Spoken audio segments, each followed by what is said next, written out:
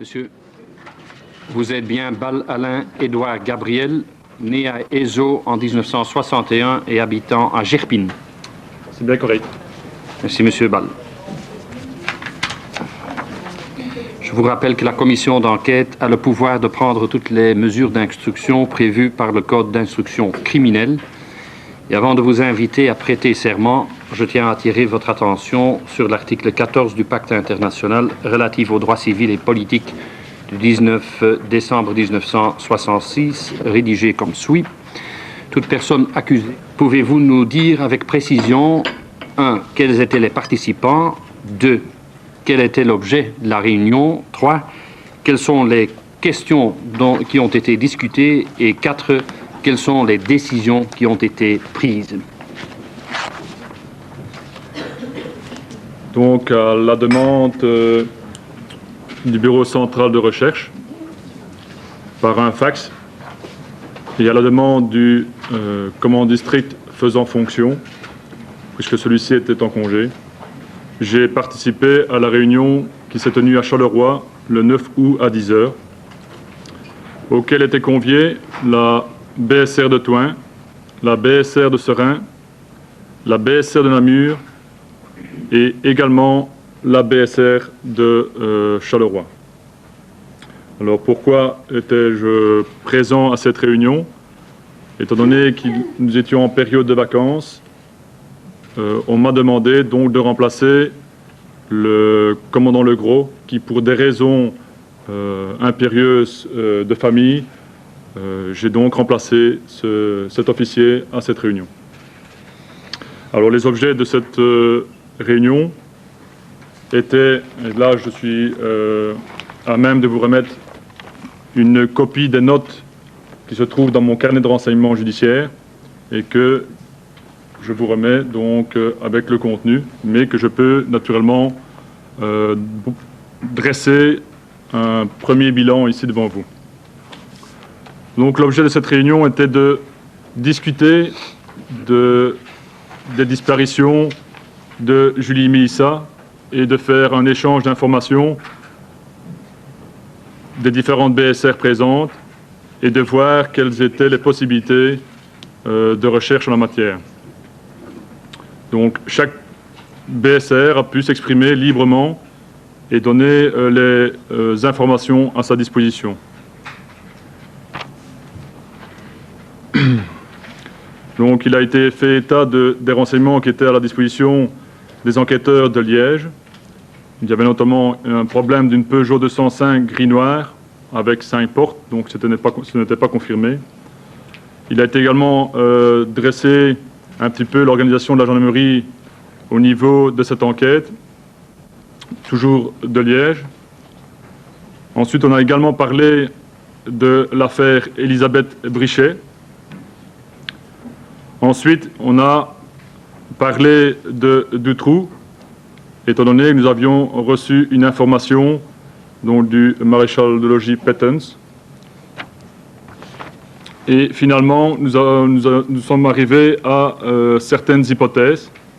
Donc deux hypothèses ont été retenues, à savoir la première, sur base du rapport d'information du maréchal de logis Pettens, c'est de solliciter du juge d'instruction d'Outrèves des mandats.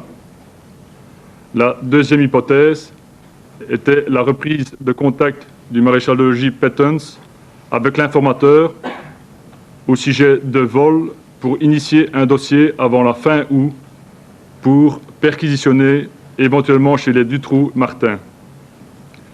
Il allait également de soi que pendant si la première hypothèse n'était pas retenue et que nous devions, sur base du dossier vol, devoir perquisitionner chez ces deux personnes, il n'était pas question de parler à ces deux personnes des propositions d'enlèvement en vue de protéger l'informateur. Et cette réunion, naturellement, s'est terminée par différentes possibilités, à savoir faire appel à de l'aide internationale, et notamment à certains chiens. Et un dernier conseil avait été donné, si des perquisitions devaient avoir lieu, de disposer de renseignements utiles afin de pouvoir déterminer le passage des enfants au sein des domiciles des Dutroux ou Martin. Donc nous devions rendre compte de tous les éléments et de toutes les informations que nous pouvions récupérer ou recueillir au bureau central de recherche, à savoir le major de Crane ou l'adjudant Van Rielaar. La commission voudrait apprendre qui menait le débat, qui présidait la réunion. Il y avait quand même quelqu'un qui se manifestait plutôt comme l'organisateur ou le chef. C'était qui? Puisque, comme je vous l'ai dit, c'est une convocation du bureau central de recherche. Donc c'est les personnes qui représentaient le bureau central de recherche qui animaient et qui présidaient cette réunion. Il s'agit bien du dossier de Julie et Mélissa au moment de la réunion. C'est-à-dire qu'au départ, on est parti de la disparition de Julie et Mélissa, mais comme je vous l'ai dit, il y a certaines affaires, notamment d'Elisabeth Brichet, qui ont été soulevées, et certaines suspicions ou de certaines voix. Et naturellement, les différentes hypothèses également dans Julie et Mélissa, puisque les 4 possibilités, à savoir fugue, accident, disparition inquiétante ou enlèvement, avec les possibilités d'enlèvement pour en tirer bénéfice ou pour des abus sexuels, étaient soulevées. Qui a rédigé le procès-verbal de cette réunion? À ma connaissance, aucun procès-verbal de réunion n'a été établi, certainement pas par Charleroi. Et comme je vous l'ai dit, je suis à même de vous remettre donc mes notes qui ont été prises dans mon carnet judiciaire et qui ont été certifiées conformes par le colonel Lemasson, commandant de district de Charleroi. Donc, c'est ça. Donc vous les avez remis au colonel Masson? C'est-à-dire que en son temps, dès que l'affaire a commencé, donc au niveau de la commission, j'en ai fait part, et par la suite, j'ai estimé devoir dire que ce document existait et que si la commission devait en disposer, j'étais à même de pouvoir le laisser. Et pour certifier la conformité, j'ai demandé que celui-ci le signe. Vous avez reçu le 10 août 1995 du maréchal de logis Pettens un rapport sur les nouveaux contacts qu'il avait eus le 9 août 1995 avec ses informateurs. Les informations sont pour le moins dites accablantes pour Dutroux. Que faites-vous de ce document? Donc le maréchal de logis Pettens, suite à la réunion, devait prendre contact avec un de ses informateurs, mais en même temps, il a reçu une communication téléphonique d'un autre informateur, donc il souhaitait faire des révélations de manière spontanée. Il a eu l'occasion de recevoir ces 2 informations, donc le 10 août. Il en a fait rapport comme il se doit et comme il est prévu au sein du corps. Ces 2 rapports ont été en ma possession et je les ai faxés directement à Grasse-Ologne, afin que les enquêteurs de Grasse-Ologne puissent profiter de cette information et en faire état au juge d'instruction qui était Madame Doutreuil et qui pouvait à ce moment-là, en âme et conscience, voir ce qu'il y avait comme possibilité juridique en cette matière. Alors je voudrais encore... vous avez les copies de ce fax? Oui. Parce que je vous demanderai de nous remettre, si possible, ce document. Sinon, on le fait photocopier ici à l'instant, parce que ça peut être utile pour la commission. Alors, avez-vous transmis au commandant Legros, que vous avez remplacé, le pied levé, si je puis m'exprimer ainsi, les discussions et les décisions de la réunion du 9 août 1995? Personnellement, je ne les ai pas remises, étant donné que quotidiennement, il y a des réunions au niveau de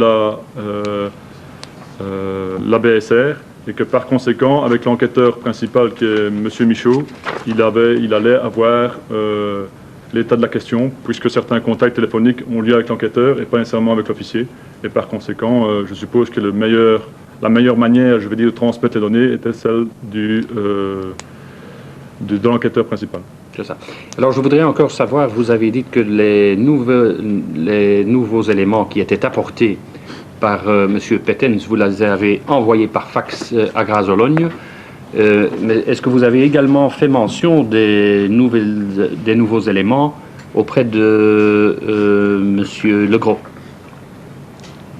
Disons que ce n'est pas mon collègue Legros que je l'ai fait, mais bien l'enquêteur qui lui également a reçu une copie de ces deux. Donc le maréchal de chef Michaud a reçu également une copie de ces deux rapports d'information. C'est ça. Chers collègues, qui veut poser une question? Mevrouw Pieters. Was hij aanwezig op die vergadering? Est-ce que M. de Crane était présent à cette réunion? Le major de Crane n'était pas présent à cette réunion, je suppose. Pour ma part, je pense qu'il était présent, que par conséquent, aussi bien fonctionnellement que d'un point de vue grade, nous devions de lui rendre compte. Vous êtes sûr? De mon souvenir, oui. Il y a encore un collègue de cette classe. Oui, vous avez dit que vous aviez parlé de différentes choses, et notamment de l'affaire Elisabeth Brichet, d'une possible aide internationale de certains chiens. Est-ce que vous pourriez préciser pourquoi est-ce que tous ces éléments-là ont été évoqués? C'est-à-dire que dans l'hypothèse où nous étions déjà avec un retard d'1 mois et demi, que l'hypothèse retenue était peut-être une issue fatale pour ces enfants, nous avions envisagé effectivement de faire appel aux chiens cadavres d'Allemagne afin de nous assister, comme nous l'avons fait dans le courant de cette année, parce que ça sortait de la nature humaine de pouvoir, dans cette hypothèse, nous-mêmes, enquêteurs, de pouvoir découvrir une trace. Donc c'est une des raisons pour laquelle nous avons envisagé cette chose. Mais ce n'était que des supputations, des suggestions. Donc on avait dit, si jamais on pouvait, on le ferait. Mais ce n'est pas pour autant que ça avait été tiré comme conclusion d'office. En conclusion de cette réunion d'une fou, qu'est-ce que vous avez retenu des conclusions de quelle était la direction que devaient prendre les différentes enquêtes? Elle était partie, cette réunion d'une vous était finalement suggérée par Liège, qui souhaitait savoir un peu plus de ce qui se passait à Charleroi. Elle était sous la coupole du BSR, mais finalement, bon, qu'est-ce qu'il a été décidé? Comment est-ce que vous alliez travailler? Mais étant donné que nous avions comme suspect Dutroux, et que les deux rapports d'information étaient assez accablants et donnaient quand même... on pouvait presque conclure, sans vraiment conclure, puisqu'il y a toujours présomption d'innocence. Nous avions donc envisagé de récolter un maximum de renseignements et de les mettre à la disposition des enquêteurs de Liège. Des enquêteurs? De Liège. De Liège. Pour qu'eux-mêmes puissent informer le juge d'instruction d'Outrèves. Et donc, vous êtes formel lors de cette réunion d'une vous. L'idée était de récolter un maximum de renseignements pour les enquêteurs de Liège. Affirmatif. Sur la piste du trou qui vous paraissait vraiment extrêmement importante. C'est exact. Et bon, on a mis en route après l'opération Othello, le 25 août. Est-ce que cette opération faisait suite, était une des décisions de cette réunion du 9 août? À la réunion du 9 août, il n'était pas encore question d'envisager le moindre dossier. Le tout était de donner l'ensemble des renseignements à notre possession sur Dutroux aux enquêteurs de Liège. Donc il n'y avait pas question, a priori, de mener une opération spéciale ou de faire une observation sur Dutroux sans l'aval du juge d'instruction. Et finalement, et alors le 9 août, chacun s'en retourne en disant on cherche, mais on cherche comment?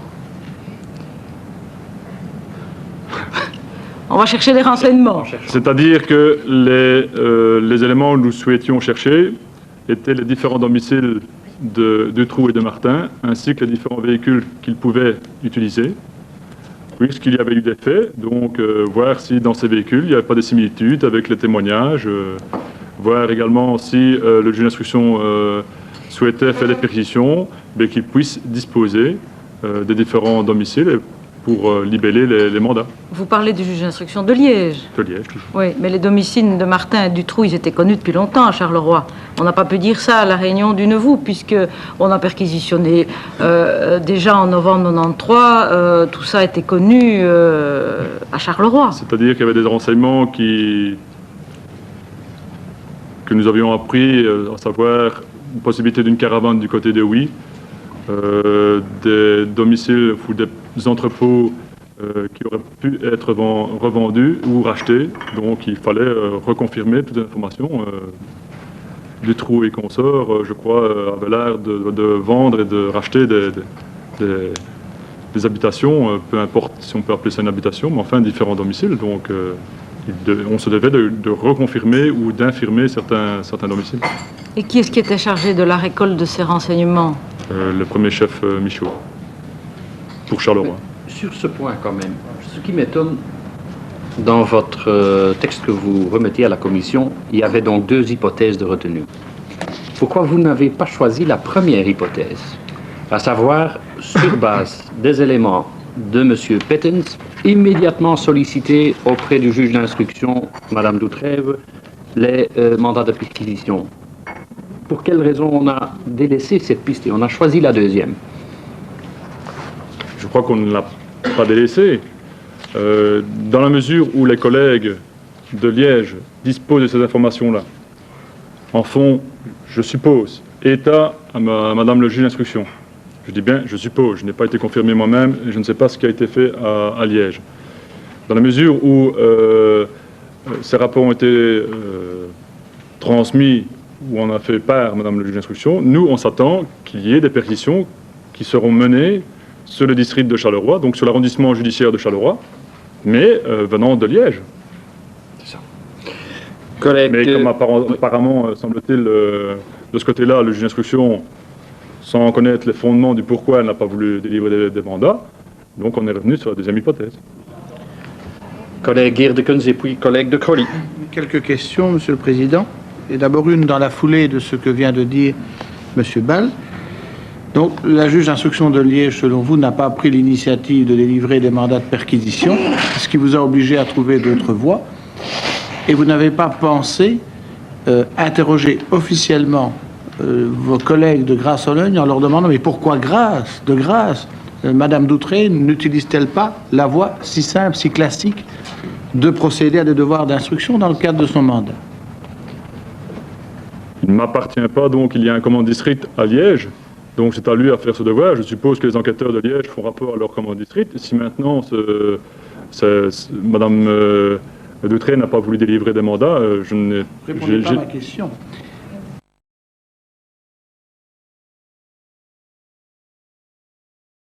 Vous ne répondez pas à ma question. Vous n'avez pas compris ce que je veux dire. Vous savez le 9 août, puisque vous avez assisté à la réunion, que sur la base des informations recueillies sur Dutroux par ce collecteur de renseignements extrêmement efficace qu'est le maréchal des logis Pettens, à l'initiative du BCR, on organise une réunion de travail pour exploiter au maximum ce type de renseignements. À cette époque participent vos collègues de Grasse-Sologne. Savez-vous à ce moment-là que le chef d'enquête à Liège est M. Lamoque? M. Ball? Non. M. Claude Dekens? M. Gillot était présent? M. Ball? Je pense. M. Claude Dekens? Il ne vous a jamais dit qu'il était dans ce dossier sous la direction de M. Lamoque comme directeur d'enquête à Liège? Monsieur Ball? Non. Dans mon souvenir, je ne pense pas qu'il me l'ait dit, non. Non, je ne pense pas qu'il me l'ait dit, et que... non. Logiquement, le juge d'instruction est bien avisé de l'évolution d'une enquête par le directeur de l'enquête. C'est comme ça que ça devrait avoir lieu. Pensez-vous que le fait qu'il soit pégiste plutôt que gendarme soit à la base de cette non-communication? Je ne peux répondre à ces questions parce que je ne peux pas me faire le porte-parole de mon collègue. Peut-être que sur base des renseignements que nous lui avons transmis, donc sans rétention d'informations de Charleroi par rapport à Liège, maintenant je ne sais pas ce que mon collègue de Liège a fait avec le... Très bien. Mais n'avez-vous pas, vous personnellement, interrogé M. Gillot en disant « C'est quand même bizarre, collègue Gillot, que de telles informations soient si peu exploitées par Liège ?» Je ne sais pas vous répondre à cette question, sincèrement. L'idée ne vous est pas venue de lui poser la question? À mon collègue? Oui. Le BCR joue son rôle à ce moment-là, c'est lui qui coordonne. Donc, je veux bien, vous êtes un agent qui exécute fort bien, ça je m'en rends compte. Mais néanmoins, le BCR a pris l'initiative de mettre tout le monde autour de la table pour coordonner. Je constate que dans les fax qui sont transmis par la BSR de Charleroi, il y a évidemment des documents transmis à Grasse-Sologne ou à Serein avec copie au BCR. Donc il y a à certains moments des initiatives sans nécessairement monter au sommet de la pyramide. Oui, mais je vous dis, moi j'ai transmis les renseignements. Si dans la mesure où il n'y a aucun mandat qui sont délivrés, je suppose qu'à ce moment-là, il a fait le nécessaire. D'accord, mais vous êtes quand même un homme exerçant des responsabilités. Oui. Bon. Le maréchal de logis Pettens, le 7 juillet, lui, prend l'initiative de faxer à Grasse-Sologne. Chapeau. 7 juillet, oui. Il ne prend pas, il ne réfère pas au BCR, il s'adresse directement à une autre brigade. On ne peut que le féliciter. Vous êtes d'accord avec moi? Et le 10, j'ai fait la même chose avec les 2 rapports d'information. Je les ai transmis directement à Grasse-Sologne et également une copie au BCR. L'adjudant et la juge d'instruction du Trèves. Collègue Herzé. Merci, Monsieur le Président. Pouvez-vous me dire, monsieur, avec précision, les personnes qui étaient présentes à la réunion du 9 août? Vous avez pris une note d'accompagnement. Je suppose que les présences figurent en tête de votre note. Je vous ai dit que c'était des notes personnelles et ce n'est pas un PV de réunion, donc je n'ai pas pris note des différents participants. Donc vous n'avez pas à nous dire qui était présent à cette réunion-là? Je sais, en ce qui concerne en tout cas les gens de Charleroi, mais pour les autres, je n'ai pas exactement souvenir. Mais faites un petit effort de mémoire si vous voulez bien. Mais oui, mais je vous l'ai dit. Pour moi, il y avait logiquement le major de Crâne, semble-t-il, et l'adjudant. Monsieur, comment semble-t-il? Vous connaissez le major de Crâne ou pas? Je connais le major de Crâne. Bon, était-il présent ou n'était-il pas présent? Excusez-moi, mais quand même. Je suppose. Non. Je ne sais plus vous dire, madame. Écoutez, ça fait plus d'1 an et demi.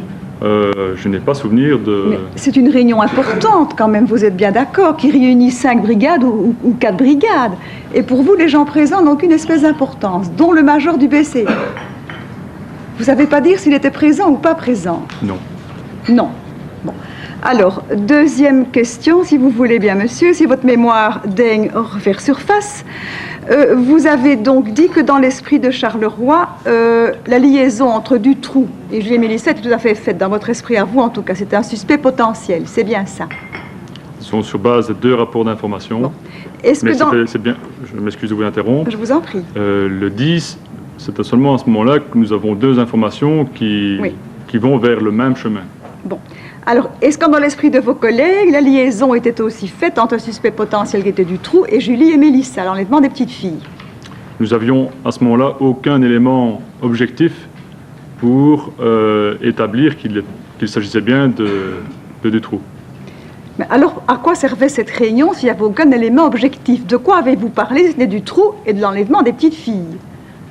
Et alors, sinon, quels étaient les autres suspects potentiels, si ce n'était pas Dutroux? Il y avait un autre nom, mais qui était imprécis, et on n'avait pas beaucoup d'éléments, donc je pense que pour aider les gens de Liège, Dutroux devenait un des clients privilégiés de la recherche. Donc, pratiquement le seul, si je vous entends bien quand même. En tout cas, pour nous, du côté de Charleroi, quasi le seul, ne sachant pas ce qui se passait à Liège. Merci. Collègue Moriot. Pour enchaîner, Monsieur le Président, pourquoi avait-on fait venir la BSR de Namur, de Serein, de Thoin et de Grasse-Sologne? Pourquoi seulement eux? C'est une bonne question. Il faudrait peut-être poser la question à celui qui a convoqué la réunion. Oui, c'est le BSR qui avait convoqué. C'est le bureau central. Est-ce que ce ne serait pas tout simplement parce que Grasse-Sologne, c'est là qu'a lieu l'enlèvement, Thoin parce que c'est la maison de Sarre-la-Bouissière, Namur parce que c'est Gemep-sur-Sambre, et Charleroi parce que c'est Marcilly-les-Marchiennes? Ça semble logique. Donc ça veut dire que Dutroux est déjà un suspect numéro 1 quand on convoque? Je vous l'ai dit, moi, on m'a prévenu le jour même... Non, mais ça semble logique. Mais ça semble logique. C'est logique. Alors, je voudrais vous demander, après cette réunion du 9 août, qui dirige l'enquête? Est-ce que c'est le BCR? Est-ce qu'il est là en appoint? Parce que moi, je vous avoue que pour moi, c'est encore un peu flou tout ça. D'où ça vient?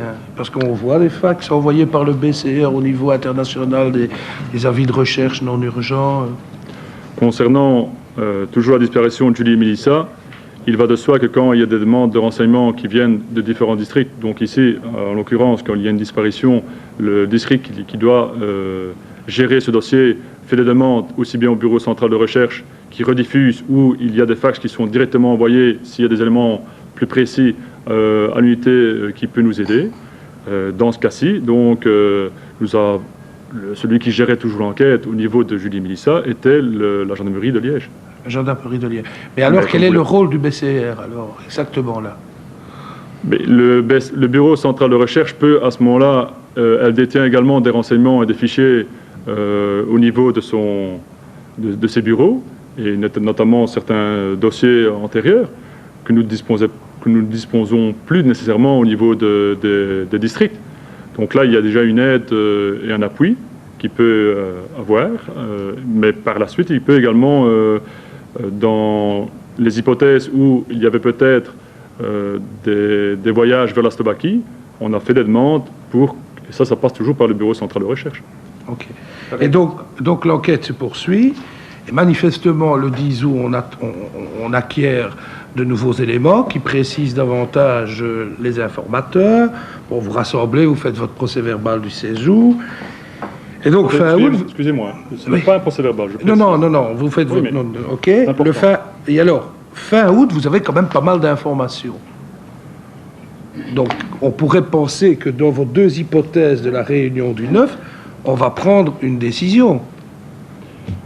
Donc, j'ai remplacé les officiers de la BSR entre le 31 et le 4 août. Naturellement, comme je vous l'ai expliqué, le 9 et le 10, je remplace à nouveau le commandant Legros, qui a dû quitter le district pour des raisons familiales importantes. Par la suite, j'ai continué à faire le suivi, le 10, des rapports d'information, des deux rapports d'information, et ensuite, tout doucement, j'ai cédé la main de manière naturelle, puisque le commandant Legros, quotidiennement, est en contact avec les enquêteurs. Mais la question que je voudrais vous poser, c'est est-ce que c'est logique? Vous avez deux hypothèses, donc soit d'outrer, demander des mandats, ou soit essayer de faire un complément d'information. Vous faites les compléments d'information. Est-ce qu'à ce moment-là, la logique ne voudrait pas qu'on demande des mandats, et au lieu de ça, le 25 août, on fait Othello? Donc, à la limite, on prend encore, on fait un système. Est-ce que c'est logique, tout ça? Pour ma part, si le juge d'instruction de Liège ne veut pas délivrer des mandats, nous avions pris donc la deuxième hypothèse, et c'est ce qui a, je suppose, donné suite au dossier Othello. Merci. Donc, si je comprends bien, oui, pour prolonger ce que M. Morier dit, Othello n'est venu finalement qu'en désespoir de cause parce que la juge d'instruction de Liège ne bougeait pas. Tout à fait correct. Alors, encore une explication. Ah, Madame de Tserclas, excusez-moi. Ou allez-y, Monsieur le Président. Non. Moi, je voudrais revenir au fax du 16 août, à cette note, ou je ne sais pas comment il faut l'appeler. Vous dites que ce n'est pas un PV, je ne sais pas ce que c'est. Donc, il est adressé à la brigade de Grasse-Ologne, Monsieur Martin, maréchal des logis Martin, et la section mœurs du BCR. Pour info, à Serein, Charleroi et à Monsieur Michaud. Bon, je voudrais bien comprendre la portée de ce fax. C'est le destinataire. C'est vous? Non, le destinataire, c'est clair, c'est vous qui le signez. Ce fax, vous dites, est-ce que c'est le compte-rendu de la réunion du 9 août ou est-ce que c'est un fax que vous rédigez de votre propre initiative? Vous dites, hypothèse retenue, nous maintenons, c'est qui? C'est Charleroi. Charleroi. L'hypothèse retenue lors de la réunion en référence, donc la réunion du 9 août, à savoir sous le motif de vol, obtenir des mandats de perquisition afin de s'assurer du passage ou de la présence d'enfants dans une des demeures ou dépendances du trou. Quand on lit ça et que ça vient de Charleroi, on suppose qu'on va essayer d'avoir des mandats de perquisition d'un juge d'instruction à Charleroi. C'est ce que moi je comprends, et donc pas d'un juge d'instruction, du juge d'instruction à Liège. Et vous donnez dans ce fax une série de renseignements concernant la situation personnelle de Dutroux, etc. Bon, quand on lit ceci, ça fait suite, bien entendu, à la réunion du Neuvou. Donc, c'est en quelque sorte le résumé de ce qu'il a été convenu que vous fassiez, en tout cas, du côté de Charleroi. Ou est-ce que j'ai mal compris? Non, donc je vous ai dit, il y avait deux hypothèses. La première, si nous avions le bonheur et la chance d'avoir des mandats du juge d'instruction de Liège, nous les mettions à exécution et le problème aurait pu être résolu. Dans la mesure où nous n'avions pas les mandats du juge d'instruction, les motifs, je ne les connais pas, mais c'était cette hypothèse-ci que nous allions retenir. Donc savoir avoir des éléments par les informateurs sur des vols effectués par Dutroux pour pouvoir demander d'un magistrat instructeur de Charleroi la possibilité de faire des perquisitions, mais dans le cadre de vol, naturellement, par la même occasion. Nous aurions pu confirmer ou infirmer la présence d'enfants étrangères aux familles ou éventuellement sur base des vêtements d'enfants ou d'effets personnels de ces enfants, peut-être dire qu'il y a un rapport entre les rapports d'information de Pettens et notre cible potentielle qui était Dutroux. Quand vous écrivez alors ce rapport le 16 août, pour vous, il était clair que Mme Doutré ne délivrerait pas de mandat de perquisition, que la démarche, pour vous, dans votre tête, la démarche avait été faite par, je ne sais pas qui, Martin, monsieur le maréchal des logis Martin, ou par monsieur Le Sage, ou je ne sais qui, auprès de Madame la juge d'instruction Doutré. Pour vous, nos deux interlocuteurs privilégiés à Liège étaient Le Sage et Gillot. Donc, dans la mesure où nous n'avions pas de retour en nous disant, voilà, nous allons avoir les mandats, ça veut dire que cette hypothèse est à exclure. Donc, et pourquoi est-ce que vous envoyez ça? Pourquoi est-ce que vous envoyez ça à M. Martin, alors, et pas à Le Sage et Gillot?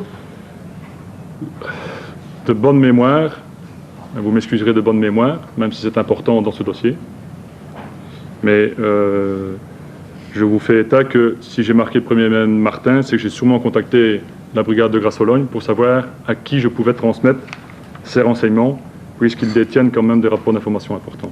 Mais quand avez-vous su que Mme Doutré refusait de délivrer un mandat de perquisition et par qui? Je suppose que c'est après le 10 août, le 11 août, peut-être par l'enquêteur, le maréchal-chef Michaud, lorsque nous nous voyons le matin, et dans ces discussions matinales, que les mandats de perquisition n'étaient pas... nous n'allions pas procéder ces mandats de perquisition de Liège. Donc, M. Michaud vous a clairement dit que Mme Doutré refusait de délivrer un mandat de perquisition, c'est bien ça? Je n'ai pas dit que c'était... Enfin, il m'a jamais dit que Mme Doutré allait délivrer des mandats. Mais est-ce qu'il vous a dit le contraire? Non. Merci. Collègue de Colline. Merci, Monsieur le Président. Deux questions. Cette réunion du 9 août confirme une série d'informations qui vont plutôt dans le sens de la convergence et d'une netteté de plus en plus grande des suspicions ou des présomptions objectives concentrées sur Dutroux par rapport à l'enlèvement de Julie et Mélissa. Et pourtant, il n'en ressort que finalement le choix d'une hypothèse très, très étriquée, très restrictive, puisqu'elle va obliger les gendarmes à s'enferrer dans un scénario qui les empêche de recourir à de véritables moyens d'investigation, de perquisition, etc. La question que je me pose, c'est vu l'accumulation d'informations recoupées lors de cette réunion du 9 août, pourquoi n'a-t-on pas procédé illico à une perquisition, quitte à faire l'option subséquente de l'observation, au cas où la perquisition à Marcinelle et ailleurs se révélerait négative sous l'angle enlèvement d'enfants? Pourquoi n'avoir pas procédé? Finalement, ça me paraît beaucoup plus logique, vu l'enjeu enlèvement d'enfants, Julie et Mélissa, et l'ensemble de présomptions objectives dont vous disposiez le 9 août. Pourquoi ne pas avoir plongé tout de suite sur Dutroux, là où on pouvait le trouver, réaliser les perquisitions? Et puis bon, si ça ne donnait rien, il pouvait encore être très intéressant de passer à une observation. Ça, c'est la première question que je voudrais vous poser.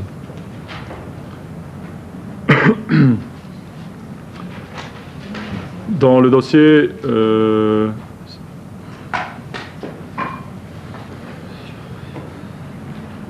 À ce moment-là, nous n'avions que des suspicions pour Julie Mélissa Dutroux.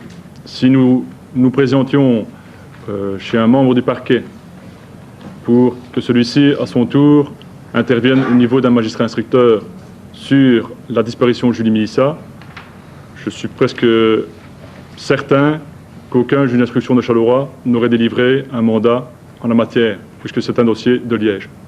Et à Liège? À Liège, comme je l'ai dit tantôt, je suppose que mes collègues ont fait le nécessaire et que la question est revenue qu'il n'y avait pas de mandat, puisque Madame la juge d'instruction, semble-t-il, n'était pas d'accord. Oui, collègue de Crolly. Une deuxième question au capitaine Ball, Monsieur le Président.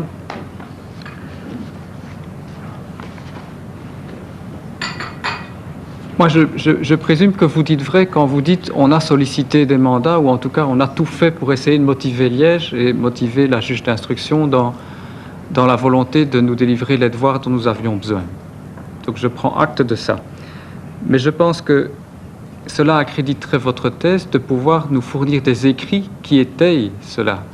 Par exemple, pour tout ce qui concerne le travail d'observation que vous avez demandé au POSA de faire, si l'on s'en réfère au contenu explicite des circulaires techniques particulières de recherche. Excusez-moi, Monsieur de Crolly, mais Monsieur le Président, je vous remercie. De Crolly, mais ça vient par après, hein. Je crois que dans le dossier Othello, je n'ai aucune part à jouer, puisque je vous ai répondu tantôt, le 25 août, je pars en congé. Donc je ne sais pas, le 25 août, prendre une décision en la matière. C'est le début de l'opération Othello. D'accord, vous étiez parti dans la ligne au du moment temps où l'observation a eu lieu. Vous ne me posez pas de questions en la matière, je ne peux pas vous répondre. Excusez-moi. Quand même encore une dernière question. Si vous prenez vos notes, et est-ce que vous pouvez nous expliquer les 4 phrases en dessous de Peugeot 205 grise-noire, 5 portes? Puis il y a Gras-Ologne, numéro IF unique. Puis ensuite analyse criminelle. Puis ensuite question hebdomadaire avec PG, police judiciaire je suppose. R, réponse avec GP. Puis un mot que je ne peux pas... Excusez-moi, naturellement, Oui. Nous utilisons beaucoup d'abréviations. C'est ça. Mais est-ce que vous pouvez nous expliquer ces 4 phrases-là? Donc là, il y a eu une explication sur l'organisation de la gendarmerie ou l'organisation qu'il y avait du côté de Liège pour mener à bien la disparition ou l'enquête sur la disparition de Julie et Mélissa. Alors, il était dit qu'il y avait une cellule qui avait été créée à la brigade de Grasse-Ologne et qu'il existait un numéro de téléphone unique. Également, il y avait une analyse criminelle qui était entamée pour pouvoir faire des comparaisons, je suppose, sur les différents éléments d'information. Qu'il y avait des réunions hebdomadaires avec la police judiciaire et qu'il y avait également des réunions avec le juge d'instruction. Et s'il y a un point d'interrogation après le juge d'instruction, j'avais marqué à l'époque outré, parce que je ne savais pas comment cette dame, ou du moins le nom de cette dame, comment elle pouvait s'écrire. C'est ça. On a compris. Je ne sais pas s'il y a encore des questions. Est-ce que vous voulez encore ajouter quelque chose, soit en audience publique, soit à huis clos? Donc je pense que vous disposez des éléments en ma possession. C'est ça. Alors je vous signale qu'un procès verbal sera dressé, que vous serez invité en déant la quinzaine à signer votre...